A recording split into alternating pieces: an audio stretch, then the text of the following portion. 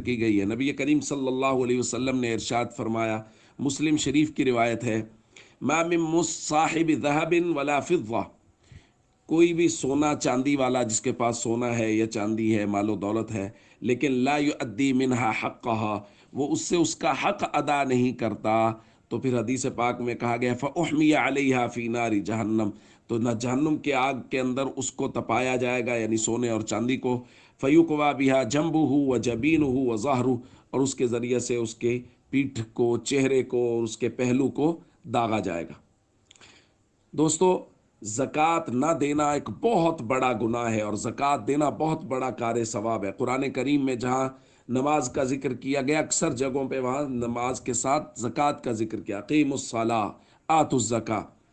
اس لیے بہت ضروری ہے کہ ہم صدقات واجبہ کا خوب اہتمام کریں، پوری پابندی کریں، ایک ایک پائی کا، ایک ایک روپے کا حساب کر کے صدقات واجبہ ادا کریں، اور اس کے ساتھ ساتھ نفلی صدقات بھی کریں۔ آج سے ہم زکوٰۃ کا بیان شروع کر رہے ہیں، اور آئندہ کچھ دنوں تک انشاءاللہ اس بیان کو جاری رکھا جائے گا۔ السلام علیکم ورحمۃ اللہ وبرکاتہ۔